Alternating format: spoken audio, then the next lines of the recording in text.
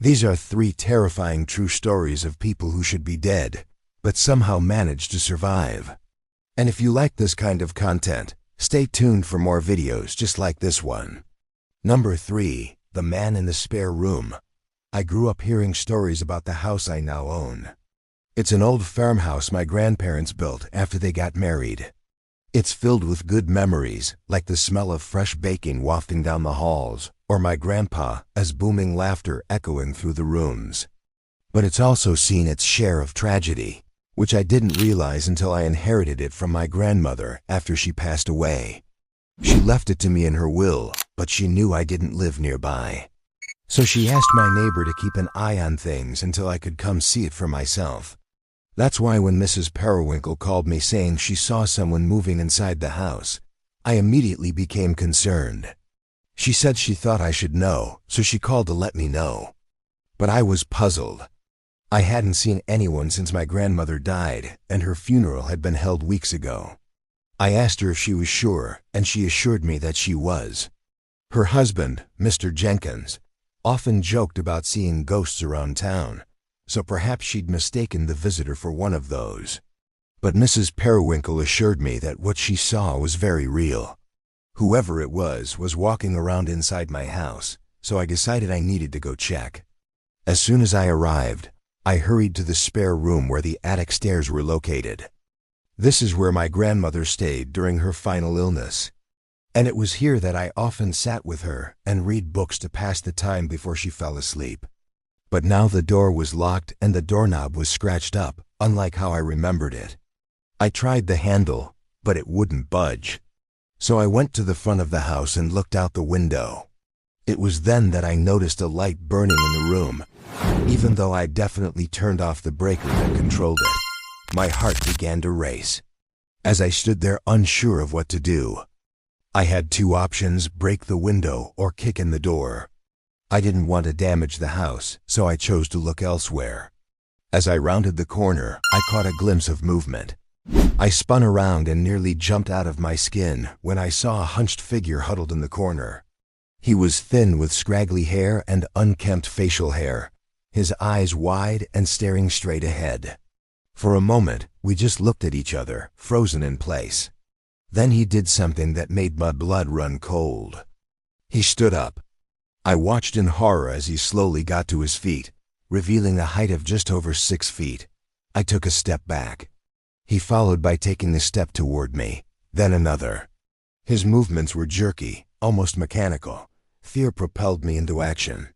I turned and ran, not stopping until I reached the bottom of the stairs.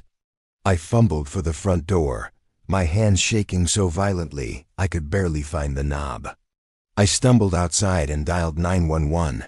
As I waited for the police, I noticed a pair of muddy footprints leading from the front door to where I stood. The officers arrived quickly, but by that time, the man was gone.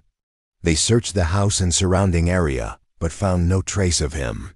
I spent the night with Mrs. Periwinkle, too afraid to stay in the house alone.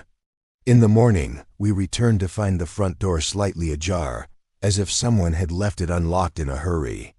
The window I had smashed was boarded up, and the police found no sign of forced entry. The man seemed to have vanished without a trace. To this day, I don't know what that man wanted or how he got into the house. The police theorized he may have entered through a basement window and crawled into the attic via the vents. But that would have been difficult to do without being seen. I haven't dared enter the spare room since that night. It's as if the mere presence of that man still lingers there, making me wonder if the farmhouse holds more secrets and if the visitor was truly a ghost. No, too trapped on the road. I was driving home from a friend's house late one night. The drive takes about an hour, and I had only been on the road for about 20 minutes when I realized I needed gas. The closest gas station was an old one I'd never used before. I hesitated, but my low fuel warning flashed again, so I turned in. As soon as I stepped out of my car, I felt uneasy. The air hung heavy with the scent of stale oil, and there were 3 men inside the store who hadn't noticed me yet. I figured they were just curious about the unusual customer. But when they finally looked my way, I saw a predatory gleam in their eyes. I dismissed it, paid for my gas, and returned to my vehicle. I poured the coffee down the drain, but something told me to hurry up and leave. I practically ran to my car and started the engine. I could feel the men watching me as I drove off. I didn't think much of it, but within a few minutes, my gut feeling intensified. I pressed the accelerator, but I hadn't gone far when a pair of headlights illuminated my rearview mirror. I glanced at the dashboard clock. Less than 5 minutes had passed since I'd left the gas station. Was this driver tailgating me? I continued driving, but then another set of headlights appeared behind me. I increased my speed, but so did the new driver. Now 2 vehicles were following me. I could hear their engines growling like hungry wolves. Panic surged through me. What were these drivers doing? Were they playing some sick game? I struggled to maintain my composure. I pulled off the road and onto a dirt path that led into a forest. My phone had no signal, so I couldn't call for help. Just as I thought I'd shaken them, a third vehicle joined the chase, blocking my path. I felt trapped like a rat cornered by hungry cats. With a burst of adrenaline, I turned the wheel, swerved onto the shoulder, and crashed through a thicket of bushes. I kept going until I reached a small clearing. Then I leaped out of the car and ran into the woods, my heart pounding in my chest.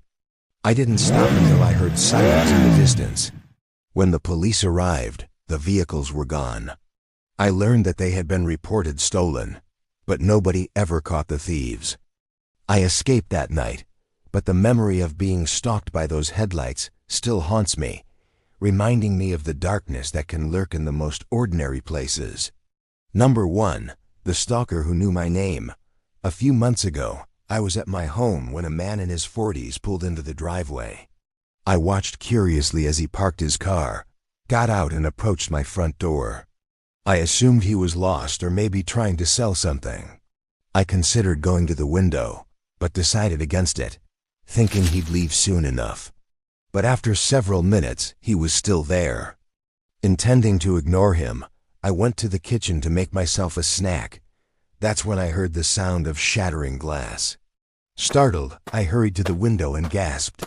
The man had broken through my front door and was rummaging through my belongings. Adrenaline surging through me, I grabbed my phone and dialed 911, my hands shaking. I reported a burglary and explained what was happening. As I listened to the operator on the phone, the man suddenly spotted me at the window. Our eyes met and he smiled, revealing a set of teeth that were stained and crooked. I screamed and he responded by holding up a finger as if telling me to be quiet. Then he strolled out of my house, tossed my shattered door on the ground, and sauntered toward me. Terror gripped me as I watched him approach. He picked up my phone and strolled away from the house. I cautiously opened the front door and followed him. He stopped and turned around, a smirk on his face. It was then that he uttered a phrase that sent chills down my spine. "I've been looking for you," he said, his voice raspy and low. Before I could respond, he disappeared from sight. I raced back inside and locked the door. Moments later, the police arrived and I led them throughout my house. But the man was nowhere to be found. Afterwards, I packed my belongings and moved to a new apartment. It feels as if every creak of the floorboard or rustle of leaves outside my window is him lurking near my home waiting for me. Even in my dreams, he appears, stealing away my peace of mind. While the authorities remain baffled by the case, I am haunted by the chilling reality that someone knows me intimately, having studied every detail of my life, including my name, my address, and even my daily routine. And that is far scarier than any ghost. That's all for today. Stay safe.